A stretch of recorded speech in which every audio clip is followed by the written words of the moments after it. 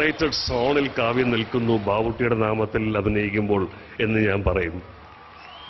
കാരണം കാവ്യ ഞാൻ എഴുതിയിട്ടുള്ള ഒറ്റ ഡയലോഗും ആ സിനിമയിൽ പറഞ്ഞിട്ടില്ല. അതിൻ്റെ മുഴുവൻ നീലേശ്വരം ഭാഷ്യമാണ് കാവ്യ പറഞ്ഞിട്ടുള്ളത്. അതൊരു വലിയ കാവ്യയ്ക്കത് വളരെ നിസ്സാരമായി ആനന്ദത്തോടു കൂടി ചെയ്യാൻ കഴിഞ്ഞു. പക്ഷെ മറ്റൊരു നടൻ അദ്ദേഹം സ്ഥിരമായി അല്ലെങ്കിൽ നിത്യജീവിതത്തിൽ ഉപയോഗിക്കുന്ന ഭാഷയെ മറികടന്ന് ഈ ഭാഷാഭേദങ്ങളെ മലയാള സിനിമയിൽ വളരെ ഭംഗിയായി അവതരിപ്പിച്ചിട്ടുള്ള ആളാണ്. ഒരു പുസ്തകം തന്നെ ഇറങ്ങി, മമ്മൂട്ടി എന്ന നടന്റെ വിവിധ കഥാപാത്രങ്ങളെ കുറിച്ചൊരു പുസ്തകം തന്നെ മാതൃഭൂമി ബുക്സ് ഇറക്കി.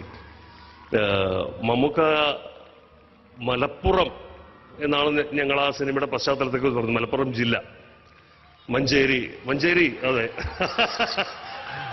മഞ്ചേരിയുമായി മമ്മൂക്കയ്ക്ക് സിനിമയ്ക്ക് മുമ്പുള്ള ബന്ധമുണ്ടായിരുന്നു. അതുകൊണ്ട് തന്നെ ബാവുട്ടി മഞ്ചേരിയുടെ പ്രാദേശിക ഭാഷ സംസാരിക്കുന്നു, കാവ്യ വനജയായി നീലേശ്വരം ഭാഷ സംസാരിക്കുന്നു. ഞാൻ ആദരപൂർവ്വം ക്ഷണിക്കട്ടെ എൻ്റെ ബാവുട്ടിയെ.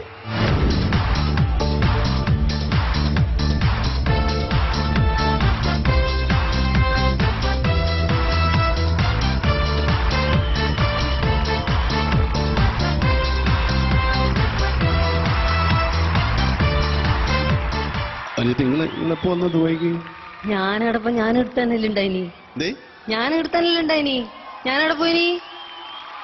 അല്ല നിങ്ങൾ ദുബൈ തന്നെ ഇപ്പൊ? ഞാനാ അങ്ങനെയൊന്നുമില്ല, ഇപ്പൊ ഇടക്കിടക്കെല്ലാം വരും ഇവിടത്തേക്ക്. നടക്കണം ഇടിയില്ലപ്പേനെല്ലാം ഒന്ന് കണ്ടിട്ട് പോലെന്നെ പരിപാടിയാ. ഓ പരിപാടിയാ ഉഷാറന്നെ, ഉഷാറാക്കിന് എല്ലാരും അല്ലേ, ജോറാക്കിട്ടേ. എന്നാ നമ്മളെ ആൾക്കാര് കൊറേ ഉണ്ട് കേട്ടോടാ. നിങ്ങളാൾക്കാരാ? പിന്നല്ലാണ്ട് നമ്മളാളുകളുണ്ട്, നമ്മളാൾക്കാരുണ്ട്. മലപ്പുറം മഞ്ചേരി നീലേശ്വരം വലിയ വ്യത്യാസമൊന്നും ഇല്ല, അടുത്തടുത്ത് തന്നെയാണ്. നിങ്ങൾ വേണേ ഇപ്പൊ വോട്ടിട്ട് നോക്കിയോളി. വോട്ടിട്ട് നോക്കിയാല് നമ്മളെ നീലേശ്വരംകാരനല്ലേ ജയിക്കല്. മലപ്പുറം മഞ്ചേരിയും ദുബൈയും വേറെയാണ്. നിങ്ങളെന്താ വിചാരിച്ചിരിക്കണം? മുഴുവൻ നമ്മളാളാണെന്ന് എനിക്ക് തോന്നുന്നു മുകേഷിന്റെ മുഖത്തുള്ളൊരു ചിരി ഈ സിനിമ ഇറങ്ങുമ്പോൾ മലയാളത്തിൽ സബ് ടൈറ്റിലിംഗ് ഉണ്ടാവുമോ എന്നാണ് മുകേഷ് ചിന്തിക്കാൻ സാധ്യതയുള്ളത്.